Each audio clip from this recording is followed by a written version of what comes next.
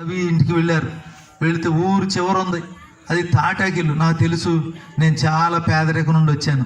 మా తాటాకి ఇంట్లో నీళ్లు కారుతూ ఉండి వర్షం వస్తుంటే మంచం అటు జరుపుకునేవాళ్ళం, ఇటు జరుపుకునేవాళ్ళం, ఆ బకెట్లు పెట్టుకునేవాళ్ళం, ప్లేట్లు పెట్టుకునేవాళ్ళం. చాలా పేదరికం నుండి వచ్చాను. ఆ రవి ఇల్లు కూడా అట్టాటిదే. సరే ఆ ఇంటికి వెళ్ళారు. ఓయ్ ఏం కోరికే బాబు ఇది, రాజుగారు నీ ఇంట్లోకి వచ్చి నెలకోసారి వస్తారా? ఏం కోరిక, వెనక్కి తీసుకో అన్నారు. నేను వెనక్కి తీసుకోనండి, రాజుగారు చెప్పారు చేస్తానని అన్నారు. సరే వెళ్ళి, అయ్యా ఆయనేడు మొండోళ్ళలాగా ఉన్నాడండి, కోరిక వెనక్కి తీసుకోమంటే తీసుకోండి. ఏమైందయ్యా? అయ్యా రోడ్డు ఎంత ఉందంటే మోకాళ్ళు దిగిపోతున్నాయండి, మంచి భయంకరమైన గోతుల రోడ్డు అండి అది.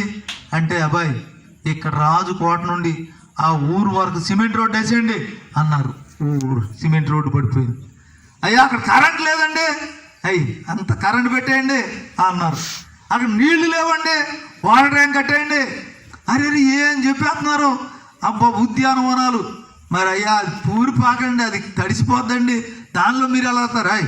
ప్రభుత్వ స్థలం చూసి పెద్ద కోట కట్టండి అన్నారు.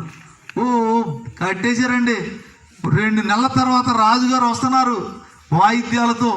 వచ్చి అక్కడ ఉండి ఒక రోజంతా గడిపి వెళ్ళారు. నెల వస్తున్నారు. ఒకరోజు రాజుగారు అన్నారు, అబ్బాయి నువ్వేదో చిన్న కోరిక అనుకున్నాను కానీ బాబాయ్ చాలా పెద్ద కోరిక, నువ్వు చాలా తెలుగుగలవాడువే, కాబట్టి బాబు నా కూతుర్నిచ్చి పెళ్లి చేస్తానని పెళ్లి చేసేవాడి. అబ్బా ఈయన ఒక రాజు అయిపోయాడు. చూడండి, రాజు ఆ ఊరు వచ్చేసరికి ఏమైపోయిందండి? ఊరే మారిపోయింది.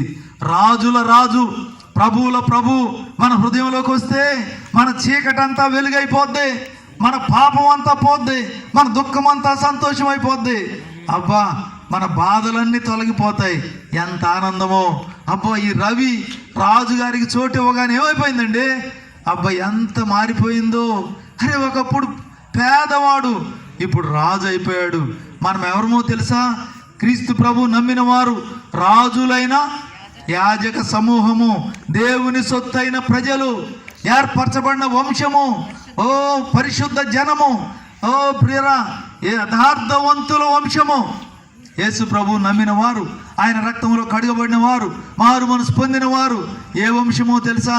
ఫలానా వంశం కాదండి, క్రీస్తు ప్రభువులో రక్తంలో కడగబడిన ప్రతి వ్యక్తి యథార్థవంతుల వంశము, ఏర్పరచబడిన వంశము. అబ్బో ఈ వంశములో చేరితేనే ఆయన రాజ్యంలో చేరతాం. కాబట్టి దయచేసి వినండి, యేసు ప్రభు మనందరికీ రాజుల రాజుగా, ప్రభువుల ప్రభువుగా మన హృదయాల్లో నివసించాలని, మన జీవితాలు మార్చాలని, మన బ్రతుకులు దిద్దాలని ఆయన ఆశపడుతున్నాడు. కాబట్టి ఆయన యొద్దకు వెళ్ళాలి, ఆయనకి మనం చోటు ఇవ్వాలి. ఈ యవనస్తుడు నా చాలా ఆశ్చర్యం. చూడండి 10వ అధ్యాయం మార్కు సువార్త 17వ వచనం చూడండి. ఆయన బయలుదేరి మార్గమును పోవుచుండగా ఒకడు పరిగెత్తుకుని వచ్చి ఆయన ఎదుట మోకాళ్ళుని. అబ్బో ఏం చేస్తున్నాడు చెప్పండి? ఈ రోజుల్లో ప్రార్థన అంటే కూర్చొని చేస్తున్నారండి. మోకాళ్ళ ప్రార్థన తగ్గిపోయింది. మోకాళ్ళ మీద ప్రార్థన చేయాలి. ఏ ప్రార్థన? మోకాళ్ళ మీద ప్రార్థన నేర్చుకోవాలి. మోకాళ్ళు, అసలు ఈయన అధికారి అయ్యుండి రోడ్డు మీద పరిగెత్తుకున్నాడు, వచ్చాడు, మోకాళ్ళ మీద అడుగుతున్నాడండి. అవును, నా జీవితంలో కూడా నేను ట్రైనింగ్లు దాదాపు 15 సంవత్సరాలు మారాను, 15 సంవత్సరాలు తర్బీదు పొందాను. మోకాళ్ళ మీద వాక్యం వినేవాడిని, మోకాళ్ళ మీద ప్రార్థన చేసేవాడిని.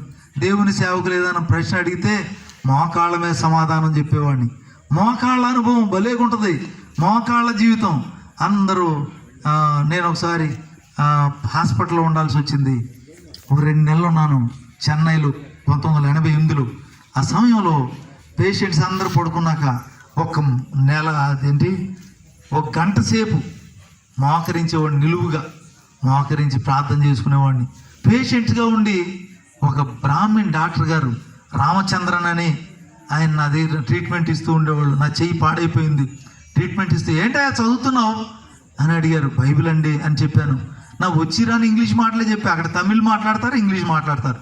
ఆ ఇంగ్లీష్లో వాక్యం చెప్పి ఆ డాక్టర్ గారు కూడా చర్చికి తీసుకెళ్ళా. ఎప్పుడు ఎవరైనా డాక్టర్ గారు పేషెంట్తో వస్తారా అని వచ్చారు. దేవుని బిడ్డలారా, మీరు దేవునికి లోబడి, మనందరం దేవునికి లోబడి కొంతమందికైనా సువార్త చేస్తే తప్పకుండా మన వెనక వస్తారు. కొంతమంది సిగరెట్లు మానేశారు, నా బెడ్ పక్కన ఉన్నవాళ్ళు. కొంతమంది అబ్బో ఎంత చక్కని ఆనందమో, మనం సువార్త చేస్తూ ఉంటే ఎంతమంది మారిపోతారు. ఈ వ్యక్తి మోకాళ్ళ మీద అడుగుతున్నాడండి. ఏమని అడుగుతున్నాడు? నేను నిత్య జీవనకు వారసుని అవ్వాలి, ఏం చేయాలి? నా పరలోకం కావాలి. అరే అది కావాలి ఇది కావాలి అడగడం లేదండి. ఈ నలుగురు ఏమడిగారు? ఏవేవో కావాలని అడిగారు. కానీ ఇక్కడ ఈయన ఏమడుగుతున్నాడండి? నిత్య జీవమునకు వారసుని అవ్వాలి అని అడిగితే ప్రభు అన్నారు, చూడండి 19వ వచనం, నరహత్య చేయవద్దు, వ్యభిచరింపవద్దు, దొంగిలవద్దు, అబద్ధ సాక్ష్యము, నరహత్య. అబ్బో ఏంటండి నరహత్య?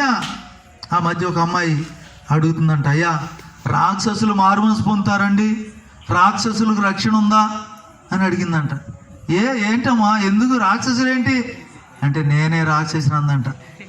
ఏం చేసావు? అయ్యా నేను మంత్రసాన్ని అయ్యా. చాలామంది మరి ప్రసవించే సమయంలో ఆ ఎదుటిన్న విరోధులైన వారు 50 రూపాయలు 10 రూపాయలు 20 రూపాయలు ఇస్తే ఆ గర్భవతులుగా ఉన్నవారు ప్రసవిస్తూ ఉంటే అక్కడే నేను చంపేసేదాన్ని అండి. అయ్యో ఇప్పటికి 70 మందిని చంపానండి. రాక్షసినండి. చూడండి ప్రియర ఎలాంటి నరహంతకులు.